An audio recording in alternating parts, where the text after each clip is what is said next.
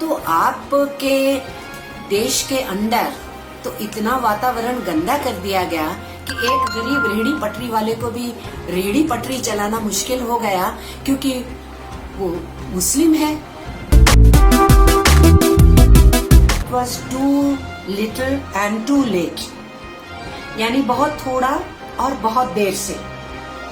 पहली बात तो उन्होंने ये कही कि कोरोना का कोई धर्म नहीं होता, जात नहीं होती, क्रीड नहीं होती, बाउंड्री नहीं होती, भाषा नहीं होती। अच्छी बात, लेकिन ये क्यों नहीं कहा कि किसी धर्म विशेष के लोग इस कोरोना को नहीं फैलाते हैं। कोरोना का अगर आप ये कह रहे हैं कि उसकी कोई धर्म जात वगैरह नहीं होती। दूसरी बात मैं ये कहना चाहती हूँ कि ये आपने बात तब क्यों नहीं आके कही जब अप्रैल के पहले हफ्ते में ये सब कुछ चल रहा था इस देश के अंदर, कि एक धर्म विशेष के लोगों को टारगेट किया जा रहा था।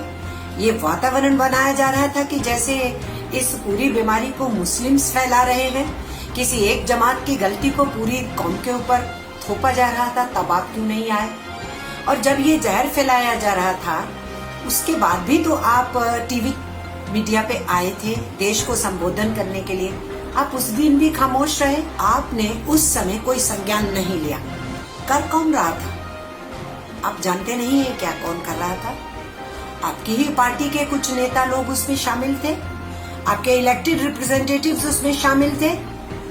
गोदी मीडिया बड़ी मुस्तैदी से पुराने वीडियोस को चला करके इस जहर को फैलाने में हिस्सेदारी निभा रहा था। तब आपने संज्ञान क्यों नहीं लिया? इन सबको क्यों नहीं रोका? और इसलिए मैं ये कह रही हूँ too little and too late, क्योंकि पूरा वातावरण इस देश के अंदर गंदला किया गया। आपको फिर ये भी तो बता देना चाहिए था कि एक बार फ्लू आया था, उसको स्पेन फ्लू कहा गया था। HIV एड्स आया था तो अफ्रीका के किसी एक देश के साथ उसका नाम जुड़ गया था। और अब हम जानते हैं कि कोविड-19 आया है तो वुहान से शुरू हुआ है। और हम ये भी जानते हैं कि दुनिया के पैमाने के ऊपर अलग अलग उठने वाली जो बीमारियां हैं, इबोला समेत, वो कभी भी किसी भी देश में उठ सकती हैं और पूरी दुनिया में महामारी बन सकती है। इसको महामारी कहा गया है कोविड-19 को। खुदा न खास्ता कभी कल हिंदुस्तान से कोई वायरस उठे और दुनिया में फैले तो करोड़ों हिंदुस्तानी जो बाहर रहते हैं, क्या उन मुल्क के लोगों को उनको उठा करके वहां से बाहर कर देना चाहिए? उनको डिह्यूमनाइज करना चाहिए? उनको इंसल्ट करना चाहिए? ह्यूमिलिएट करना चाहिए? इसलिए अगर बात कहनी है तो आप पूरी कहिए ना। और आप तो प्रधानमंत्री हैं, आप तो समय समय पे देश को भाषण देने के लिए आते हैं। आप दखल दे करके, पूरा कंट्रोल है आपका, आप इन चीजों को रुकवा सकते हैं, लेकिन उसको रोका नहीं गया।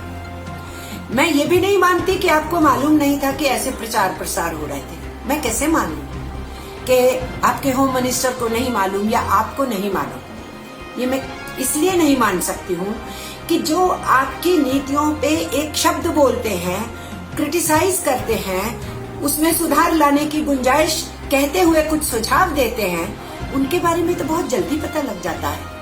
और आपका क्रिटिसिज्म करने वालों के ऊपर इस समय का फायदा उठाया जा रहा है और उनके ऊपर केस ठोपे जा रहे हैं। तो जब आपको कोई धीरे से कोई बात आपके विरुद्ध बोलता है, उसका संज्ञान इतनी जल्दी हो जाता है, तो पूरे सोशल मीडिया पे और प्रिंट मीडिया और इलेक्ट्रॉनिक मीडिया का एक हिस्सा जो आपकी जय जयकार करता रहता है, उसके ऊपर इस जहर को फैलाने में पूरा रोल अदा किया गया।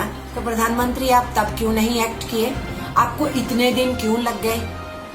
या कि क्या इसके पीछे ये सोच रहती है, नीति रहती है कि जो होता है होने दीजिए और बाद में हम कह देंगे कि नहीं, सबका साथ सबका विकास? अभी भी आपने कह दिया कि इस कोविड की महामारी से लड़ने में हम सभी साथ हैं, तो फिर ये इतना समय दे करके वातावरण को गंदला होने की इंतजार क्यों की जाती है? और इसलिए मेरा सीधे सीधे आरोप ये है कि आपका IT सेल, आपके साइबर सेल चलाने वाले, आपके सत्ता पक्ष के साथ चलने वाले संघ परिवार के जो अलग अलग जितनी भी यूनिट्स हैं, वो लगातार ऐसे कृत्यों के अंदर शामिल हैं। आपकी कोई कमी पेशी सरकार की हो, उसको ढांपने में लग जाते हैं। और पूरे समाज की बहस को दिशा विहीन करते हैं। इन दिनों के अंदर वीडियो चलाया गया, क्या वो आपके संज्ञान में नहीं आया? क्या ऐसे वीडियो भी चले जो पहले भी इस्तेमाल होते रहे और अब फिर से चलाए गए कि 100 करोड़ हिंदुस्तानियों का, हिंदुओं का ये देश है और बाकी जो जनता है 100 करोड़ से ऊपर, वो समझ ले कि उनको इस देश के अंदर जैसा हम चाहेंगे वो वैसा रहेंगे, नहीं तो वो इस देश से चले जाए। ये क्यों कहा गया है? यहाँ तक उस वीडियो के अंदर कहा जा रहा है कि गर्दन मरोड़ देंगे, ये सब देशद्रोही हैं बाकी लोग, देश से जाओ नहीं तो हम जानते हैं कैसे निपटेंगे। हिंसा के सीधे संदेश दिए जाते हैं और आपकी सरकार संज्ञान नहीं लेती।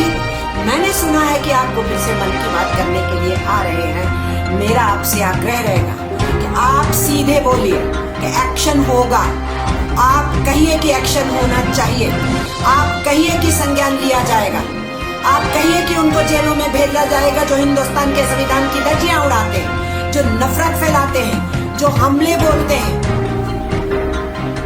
इस घटना के होने के पहले तो ऐसा नहीं था कि मुस्लिम्स में खाना ना बांटा जाए, उनको राशन ना दिया जाए। ये तो नहीं हुआ था कि कश्मीरी बच्चों के साथ भेदभाव किया जाए पूरे देश के अंदर जहां जहां पर वो हैं। ये भी नहीं हो रहा था कि मजदूरों के ऊपर इसलिए हमला किया जाए हिमाचल प्रदेश में क्योंकि वो कश्मीर से आते हैं और वो मुस्लिम हैं, जिसका संज्ञान हमारे वहाँ के वकीलों ने भिड़ा है, केस बनाया है, तो उसके बाद सरकार ने कुछ लोगों की वहाँ पर गिरफ्तारी की है। तो ये जो वातावरण बिगड़ जाता है, बिगड़ने के बाद उसको सुधारना इतना आसान नहीं होता है, ये आप भी जानते हैं। इसलिए आपके इस ट्वीट के साथ ये जो टू लिटिल था, टू लेट था, उसी पे मैंने आपसे ये मुखातिब हुई। एक आपने और ट्वीट किया है, मिस्टर प्राइम मिनिस्टर, आप ये कह रहे हैं कि छोटा व्यापारी, छोटा दुकानदार जो सामान देने के लिए गया, बांटने के लिए गया, जो दुकान चलाया, आपने उनकी बात की। बहुत अच्छी बात, ये भी आप बहुत देर से कर रहे हैं। बहुत कष्ट हुआ उनको, पासिस नहीं मिल रहे थे, बड़ी परेशानियों से उन्होंने इन दिक्कतों को झेलते हुए अपने काम को निभाया। तो फिर ये भी तो याद रखिए, उस छोटे व्यापारी में, उस दुकानदार में, उस ठेले वाले में, सब्जी भाजी बेचने वाले में, फल बेचने वाले में, सामान घर तक पहुंचाने वाले में, सभी थे, सभी धर्मों के, सभी जात के थे। और जो नफरत फैलाई गई उसकी गाज इन पे गिरी है। आप उनकी तारीफ कर रहे हैं सबकी, तो उसमें ये भी शामिल है। उनको चुन चुन करके सताया गया, उनको उनके आर्थिक गतिविधियों से पार फेंका गया। और अब आप कह रहे हैं कि आज 20 तारीख है तो आज के बाद से कुछ कुछ जगह को खोलिए और काम लीजिए लोगों से, उन्हें इनको भी काम करना है।